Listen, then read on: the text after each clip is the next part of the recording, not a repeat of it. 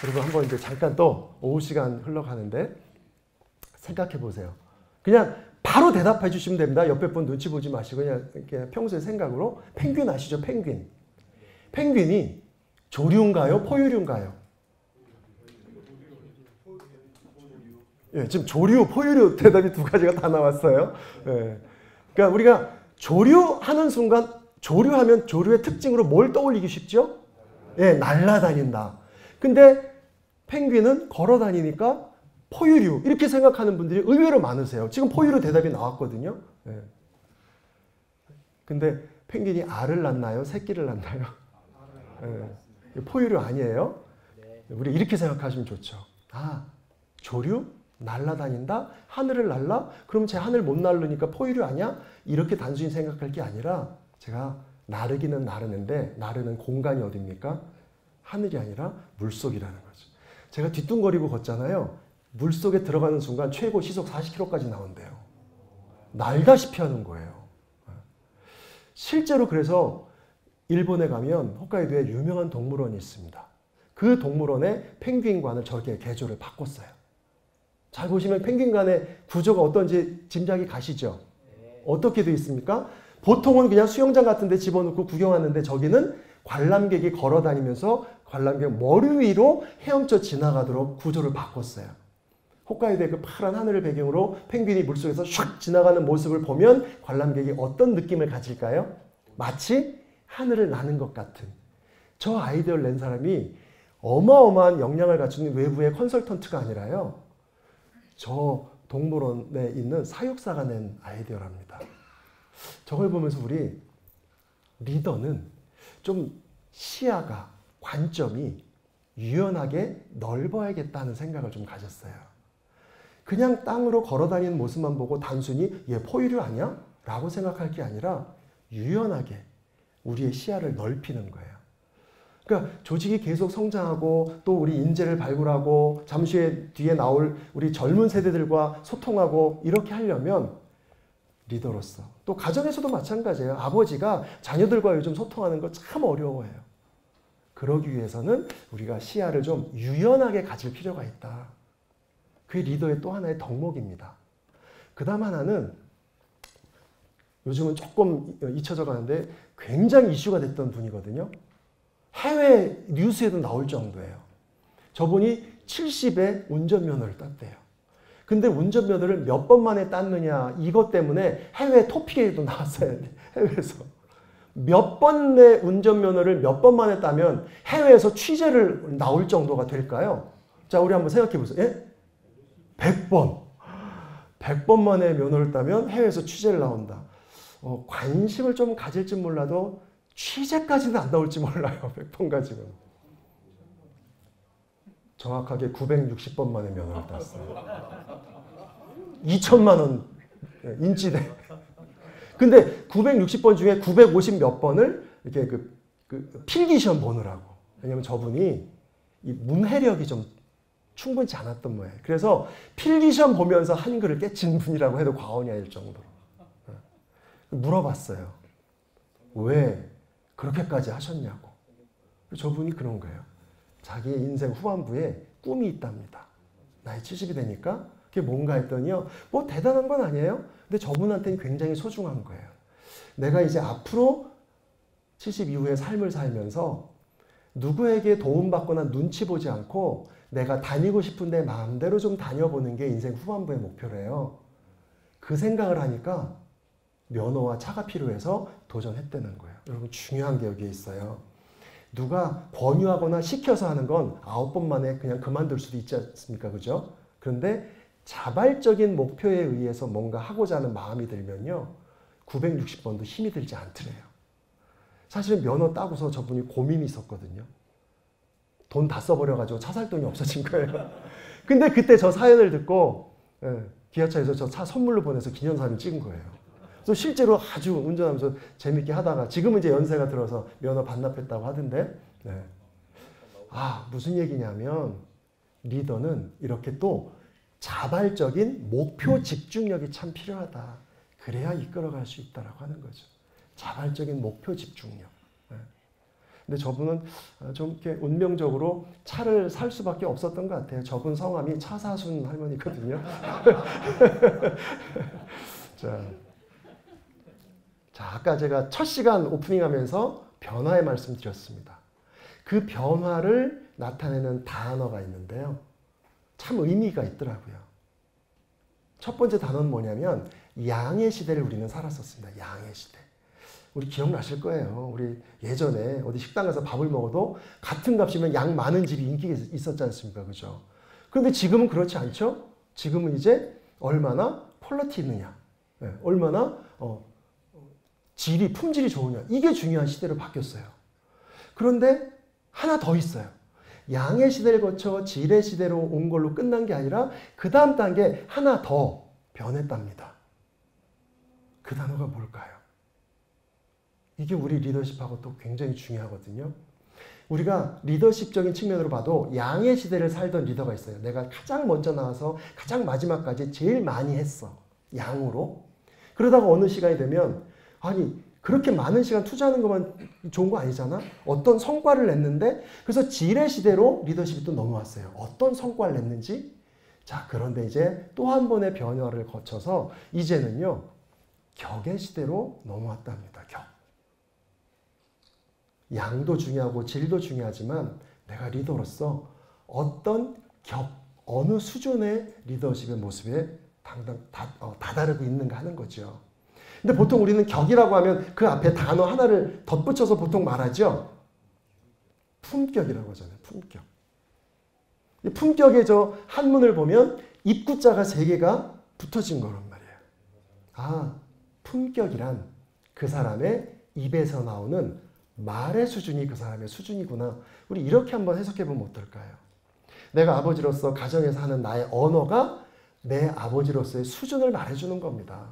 내가 사회적 지위가 뭐냐가 중요한 게 아니고 내가 리더로서 우리 공동체에서 하는 내 언어 수준, 그게 품격의 리더의 수준을 말한다는 거죠. 그러면 우리가 이 변화의 시대에 그런 좋은 아버지가 되고 좋은 리더가 되려면 내 언어를 좀 바꾸면 어떨까? 아니, 그 언어를 바꾸는 것이 굉장히 시급한 문제일 수도 있다는 거죠. 소통 얘기를 좀 하려고 그래요. 소통이라고 하는 걸 한글로 저는 이렇게 한번 해석을 해봤어요. 산소가 통하는 게 소통이다. 그런 의미로 본다면 우리 가정에서도 마찬가지고요. 우리 조직에서도 마찬가지입니다. 두 종류의 소통의 역량을 가지신 분들을 우리가 좀 찾을 수가 있습니다. 한 분은 뭐냐면 그분만 나타나면 막 산소가 공급이 돼요. 그럼 이분은 소통의 능력이 있는 분이에요. 집에서 아버지가 딱 나타나니까 갑자기 분위기가 좋아지고 막 산소가 공급이 된다. 그럼 소통하는 그런 아버지인 거예요. 그죠? 리더도 마찬가지고. 근데 이제 두 번째가 있죠. 두 번째 종류. 그분만 가고 나면 그때부터 산소가 공급이 돼요. 그분만 사라지고 나면 그때부터 숨통이 트여요. 그러면 1시간 내내 혼자 이야기하다 떠났다 하더라도 그분이 가야지 비로소 숨이 쉬어진다면 그분은 소통의 능력이 없는 거죠. 그래서 소통이란 단순히 말을 많이 하거나 잘하는 게 아니라 서로 산소가 통하는 관계를 만들어내는 것, 이게 소통이거든요. 특별히 아버지가 자녀들과 소통이 어렵다고 할 때 이걸 한번 생각해 보셨으면 좋겠어요. 그리고 우리 공동체의 리더들이 후배들과 젊은 친구들과 소통할 때 좀 어렵다 할 때 이 개념을 생각해 봤으면 좋겠습니다. 소통이란 내가 어떤 말을 하는가가 아니라 그들에게 산소가 통하게 해줬는가. 그 점을 찾아보는 것이 훨씬 중요하다는 거죠. 이분도 굉장히 유명한 유튜버입니다. 유튜버. 박명리 할머니라고요. 어마어마하게 유명한 분이세요. 해외에서도 되게 유명해요. 근데 이분이 유튜버로 좀 이렇게 유명해진 데는 그 손녀딸이 이렇게 유튜브를 알려줘가지고 같이 방송하면서 재밌게 말씀하셔가지고 유명해졌거든요. 그 손녀딸이 요즘 뭘 하느냐면 다이어트 음식을 개발한대요. 그래서 어떤 음식을 만들어서 할머니가 음식 솜씨가 좋으니까 만들 때마다 할머니한테 피드백을 받는 거예요. 할머니 이 음식 한번 먹어봐요. 어때요? 평가 좀 해줘봐요. 막. 그래서 만들 때마다 찾아가가지고 그 다이어트 음식에 대한 얘기를 듣고 뭐 이렇게 하는데 그런 일들을 자꾸 하다 보니까 이제 저 할머니가 손녀딸이 왔을 때 물어보니까 한마디로 딱 정리를 해주더라고요. 한마디로. 살을 빼려면 그냥 처먹지를 말어. 뭘 만들어가지고 이걸 먹고 저걸 먹어야 살이 빠질까 고민하지 말고 단순히 그냥 안 먹으면 되잖아. 그렇죠? 저는 저 말이 참 통찰력이 있더라고요. 뭘 잘하려고 할 때, 뭘 잘하고 싶은 마음이 들 때, 뭘 어떻게 하면 좋을까를 궁리하는 것도 물론 중요하지만 그 전에 뭘 하지 말아야 될까를 생각하는 거, 이거 참 중요합니다. 좋은 아버지가 되기 위해서 어떻게 할까도 중요하지만 좋은 아버지가 되기 위해서 뭘 하지 말아야 될까를 놓치지 말아야 돼요. 리더십도 마찬가지예요. 내가 좋은 리더가 되기 위해서 어떻게 해야 되지? 물론 연구하고 공부해야 되지만요. 좋은 리더가 되기 위해서 뭘 하면 안 되는 거지? 이걸 놓쳐서는 안 된다는 거죠. 그래서 소통이라는 측면으로 봤을 때 하지 말아야 될 것 가장 대표적인 세 가지가 말 자르기. 이거 하면 대화 단절됩니다. 산소 공급 안 됩니다. 말 돌리기. 저건 뭘까요? 상대방이 실컷 얘기했는데 가정에서도 자녀가 뭔가 얘기를 실컷 했는데 다 듣고 나더니 됐고 하고서 내 얘기를 쑥 넘어간다면 얘기가 안 통하는 거죠. 그 다음에 너무 집착하는 분이 계세요. 단어 하나하나 그대로 넘어가지 않고. 그러니까 기본적으로 지금 제가 드리는 말씀은 내가 소통을 잘하는 아버지, 소통을 잘하는 리더가 되려면 요 세 가지만 안 해도, 요 세 가지만 좀 줄여도 굉장히 많은 산소가 통하는 변화를 이끌어낼 수 있을 것이다.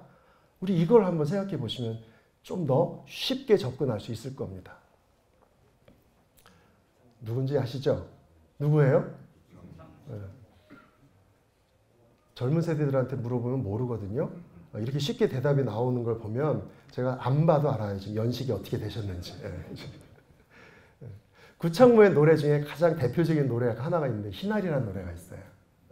이 희날이라는 단어가 아주 아름다운 우리말이거든요. 순우리말. 희날이라는 단어의 뜻이 뭐냐면 덜 마른 장작이라는 뜻이거든요. 그러니까 이 노래의 가사가 저걸 은유적으로 표현한 거예요. 잘 보시면 어떠냐면 두 연인이 만나가지고 결국은 잘 안 되고 헤어졌다는 얘기예요. 근데 잘 안 되고 헤어진 걸 바싹 마른 장작이었으면 불이 화르륵 탔을 텐데 희나리 상태, 덜 마른 장작이었으니까 불이 안 붙고 연기만 피우다 꺼졌구나. 이렇게 은유적으로 비유를 했더라고요. 그래서 노래를 가사를 쓰고 하는 분들은 참 이게 상상력도 참 좋은 것 같아요, 보면.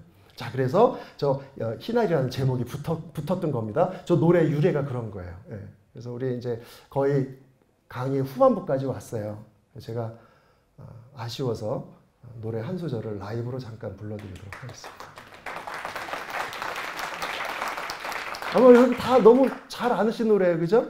사랑함에 세심했던 나의 마음이 그렇게도 그대에겐 구속이었소. 믿지 못해 그런 것이 아니었는데 어쩌다가 헤어지는 이유가 됐소. 지금 뭐 그냥 막 그냥 나오는 것 같은데 시간상 여기까지. 공감해 주셔서 너무 감사합니다. 좀 잘 집중해서 들어주십사 하고 강사가 지금 별짓 다 하는 거니까 좀 힘드시더라도 힘내시기 바랍니다. 저 노래를 잘 보세요. 이 사람은 사랑을 해도 대충 사랑하지 않았대요. 정말 자기를 다 던져서 사랑한 거예요. 자기를 다 던져서. 세심하게. 근데 문제는 상대방이 그걸 너무너무 고마워해야 되는데 상대방은 어떻게 했어요? 감당이 안 되는 거예요. 막 너무너무 그렇게 하는 게 집착 같고 막 요즘 뭐 스토커처럼. 그래서 도저히 나 감당 안 된다고 숨 막힌다고 우리 만나지 말자고 헤어졌어요. 그러니까 이 사람은 더 억울한 거예요. 내가 뭘 잘못했길래 우리가 헤어져야 돼. 내가 모든 걸 다 던졌는데 상대방이 뭐라고 얘기합니까? 그것 때문에 내가 감당이 안 돼서 헤어지는 거야. 여러분, 사랑조차도 일방적이면 폭력이라는 걸 아셔야 돼요. 아무리 내 의도가 좋아도 그게 일방적이면 폭력이라는 거예요. 우리 가정에서 특히 어느 정도 그 아버지로서의 열정이 있거나 아니면 아버지로서의 좀 이렇게 경험이 많으신 분들이 잘못하는 분들이 이런 부분이 있어요. 너 잘 되라고 내가 이렇게까지 희생해서 하는 게 아이의 입장에서 보면 폭력일 수 있어요.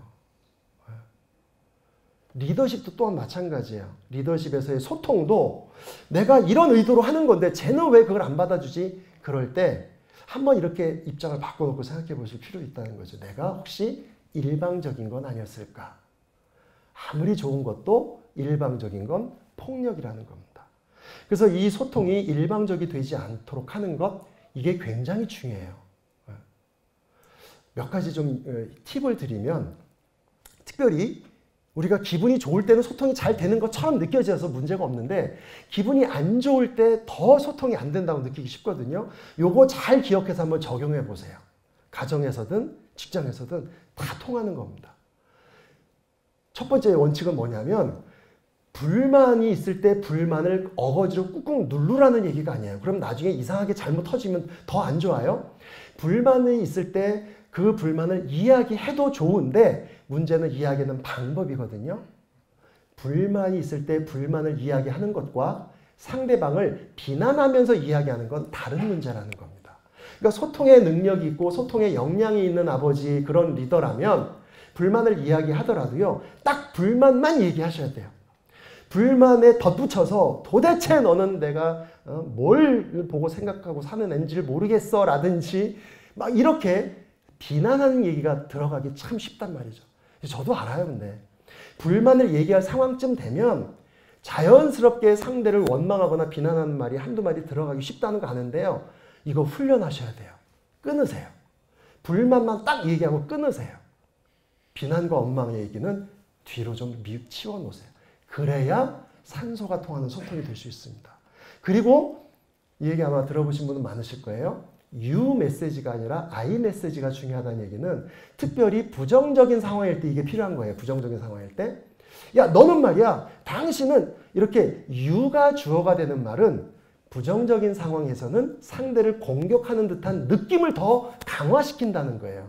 그래서 의도적으로 그런 상황일 때는 내가 보니까 말이지. 내 생각에는 이렇게 I가 주어가 되는 말로 문장을 조금 바꿔주는 거예요. 여러분 보세요.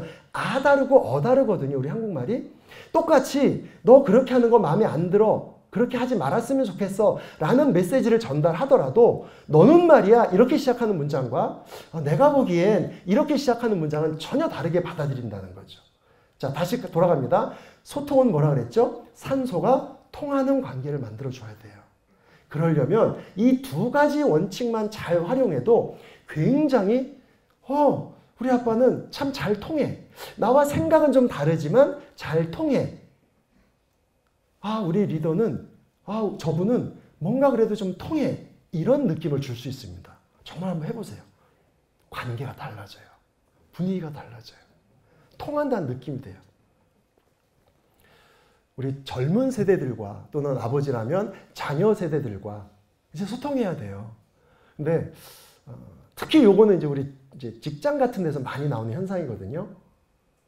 우리 아버지들이 또 기성세대 리더들이 젊은 세대에 3요 이걸 잘 대응해야 된다고 합니다. 3요. 3요가 뭘까요? 그들이 질문하는 3요. 이걸요? 제가요? 왜요? 이러면 이제 소통이 안 되는 거예요. 저게 3요라 그래요. 3요. 그러면 저 3요를 어떻게 대응하면 좋을까? 그래서 좀 원론적으로 한번 좀 더 깊이 있게 들어가 보는 겁니다. 저 3요를 대응하려면 3요의 답이 그 질문이 나오기 전에 내가 상대방한테 전달하는 방법을 좀 바꾸라는 거죠. 과제나 목표에 대해서 무엇을 해야 된다는 할 일에 대해서 얘기하기 전에 그 일의 배경과 의미를 잘 납득시켜 준 다음에 목표나 과제 이야기를 해야 저 3요의 질문이 덜 나오게 된다는 거예요. 왜 해야 되는지, 내가 해야 되는 이 일의 배경은 뭔지, 내가 하는 그 일의 그 다음 단계와 관계는 뭔지 이런 걸 잘 이해하게 만들어주고 그 다음에 지시를 내린다든지 하는 거. 특히 이거는 뭐 가정에서보다 또 조직에서 더 많이 적용되는 부분이긴 하지만 젊은 층일수록 자기가 해야 되는 일의 배경과 의미가 명확하지 않으면 안 움직인다는 거예요. 그것도 소통의 굉장히 중요한 한 부분이 될 수 있죠.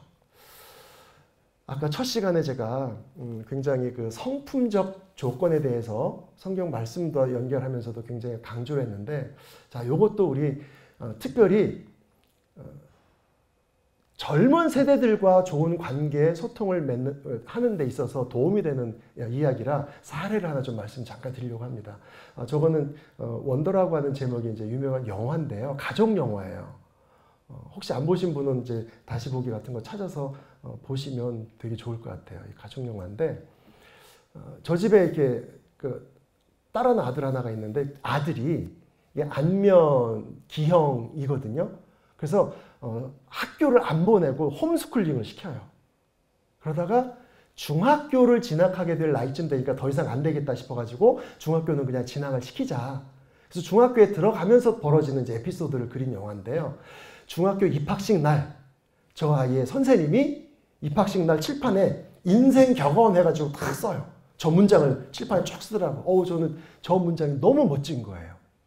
저 문장이 뭐냐면, 번역을 해보면, 우리 같이 한번 읽어보실까요? 자, 시작. 옳음과 친절함 중에 선택할 때는 친절함을 선택하라. 우리가 소통이라는 측면, 인간관계, 대인관계라는 측면에서 굉장히 중요한 원칙 중에 하나였으면 좋겠어요. 옳고 그름만 가지고 다 되지 않는다는 거죠, 세상사가. 옳음과 친절함 둘 중에 하나만 선택해야 될 때, 물론 옳지 않은 게 중요하다는 얘기는 절대 아니지만 때로는요, 옳음보다 친절함이 필요할 때가 있다는 걸 놓치지 말라는 거예요. 우리 아버지들이 자녀들한테 원망받는 그 일들 중에 가장 많은 것 중에 하나가 저거거든요. 아버지로서는 옳음을 자꾸 먼저 선택을 하려고 그래요. 그래야 아이를 올바르게 키운다는 압박감 때문에. 그거 아니라는 거예요. 때로는 옳음보다 친절함이 아이에게 더 필요할 때가 있고요. 조직의 리더로서도 마찬가지예요. 그래서 첫 시간에 제가 성품적 조건을 그렇게 강조했던 겁니다. 저게 전혀 다른 얘기 같지만 소통과 관계에서 따르고 싶은 리더십의 영향력을 키우는데 굉장히 중요한 요인이라는 거죠. 그래서 그러한 그 친절함이라는 이야기를 좀 더 뒷받침해주기 위해서 제가 좀 구체적으로 덧붙이면, 우리의 그 소통과 관계 관리에 필요한 성품적 조건 중에 공감과 존중이라는 이 성품적 요인을 내가 잘 갖추는 것, 저는 이게 굉장히 필요하다고 보고요. 제가 부모 교육할 때 오히려 저런 얘기를 해요. 부모님들한테도 저게 필요하지만 우리 자녀를 교육하는 포인트에 얘 수능 관리하는 데 신경 쓰는 것보다 그 아이가 공감과 존중력을 갖춘 아이로 성장하는지에 초점을 맞추는 게 훨씬 중요한 부모 역할이라는 거죠. 우리 한국의 부모님들은 부모 역할 이전에 학부모 노릇만 하려고 한다는 게 문제거든요. 학부모 노릇하는 게 부모 노릇은 아니란 말이에요. 그렇다면 아버지로서도 마찬가지고요. 조직의 리더로서도 공감과 존중이라는 성품 조건을 내가 먼저 갖추시고, 그리고 우리 자녀들이 또 갖출 수 있게 해주셔야 됩니다. 그러니까 공감이 이렇게 복잡한 거 아니에요. 그 사람 신발 한번 신어보는 거예요. 난 너 이해가 안 된다. 도대체 이해가 안 돼. 이런 말 자주 하시는 분은 공감 능력이 제로인 분이에요. 존중은 나를 막 낮추는 게 아닙니다. 존중은 너와 내가 다르다는 사실을 받아주는 게 존중이에요. 기성세대가, 아버지 세대가 젊은 세대, 자녀 세대와 지금 갈등이 있는 가장 대표적인 원인 하나를 꼽으라면 저는 존중력이 떨어져서 그렇다고 보거든요. 다른 이유도 있을 수 있지만 존중을 저는 저렇게 해석했기 때문에, 다르다는 걸 받아들이지 못하면 소통할 수가 없습니다. 누가 옳다 그러다가 아니거든요. 우리 어느 드라마에서 14년을 지방근무를 해가지고 딸내미 하나를 아내가 혼자 키우게 만들었던 사람이 15년 만에 본청 근무를 받으면서 한 식구가 비로소 15년 만에 같이 살면서 벌어지는 일들을 이제 보여준 드라마가 있었어요. 15년 만에 처음으로 가족과 함께 사니 얼마나 어색했겠어요. 가족인데도. 그러니까 남편은 미안한 거예요. 근데 저 남편이 또 착하기까지 해요. 그러니까 자꾸 미안한 거예요.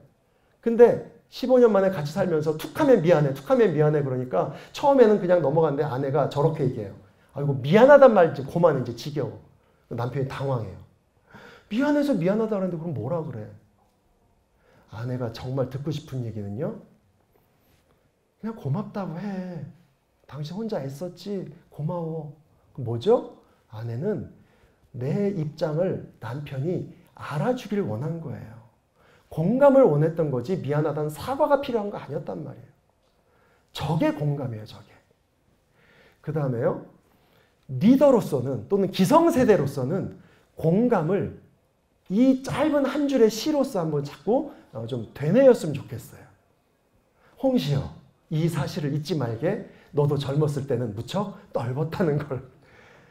아버지들이 자녀 야단치지만 생각해보면 아버지들이 자녀 나이 많을 때 지금의 자녀 수준 됐습니까? 아닌 경우 되게 많아요. 우리 아이들이 얼마나 요즘 똑똑하고 잘났는데요.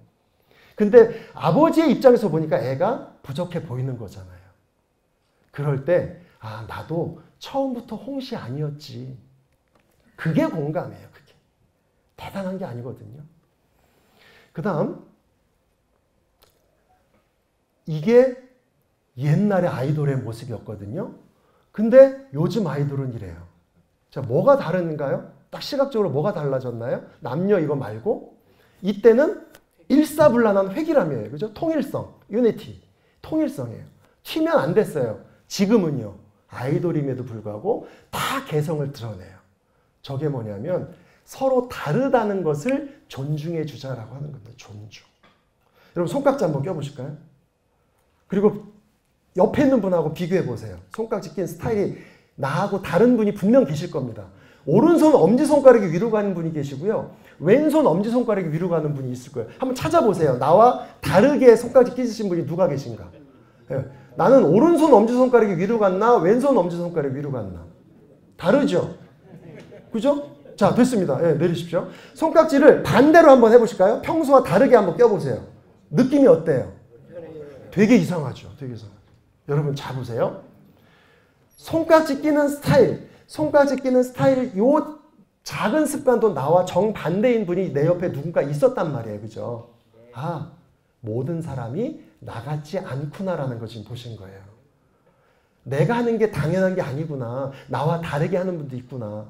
제가 존중 말씀드리는 겁니다. 존중. 존중은 뭐라고요? 기본이 나와 다르다는 걸 받아주라는 거예요. 손깍지를 이렇게 껴 이상하네. 너 손깍지를 왜 그렇게 끼니? 그러는 게 그게 존중에게 떨어지는 거예요.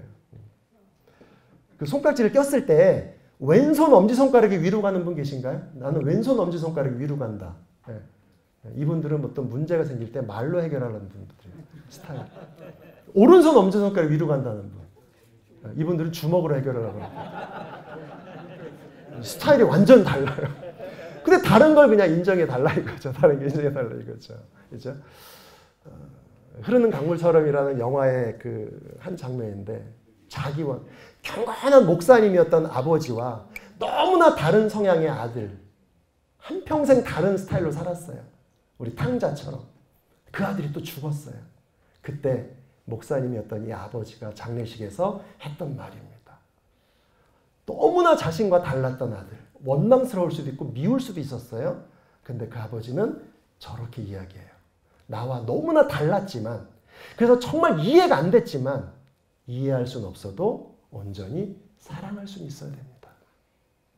우리 아버지로서 리더로서 권위적이 되지 말고 내가 정말 소통하고 품을 수 있는 그런 아버지, 그런 리더가 되려면 그래서 성품적 조건 중에 공감과 존중이라는 것, 부드럽고 따뜻하게 대할 수 있는 자비라고 하는 것, 이런 것들이 필요하다라고 하는 것들을 제가 몇 번 강조를 드렸던 이유를 저 영화 속의 대사 한마디로 한번 정리를 해봤습니다.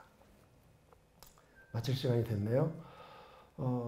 리더십은 항상 능력을 가지고 얘기를 해요. 사람이 습관적으로. 그 사람이 어떤 능력 갖고 있어. 어떤 성과를 냈어. 아버지로서도 마찬가지거든요. 내가 얼마나 많은 걸 이루었을까. 근데 시작은 그렇게 할지 모르지만 결국 본질적인 리더십은 인격으로, 성품으로 판가름 난다는 거죠.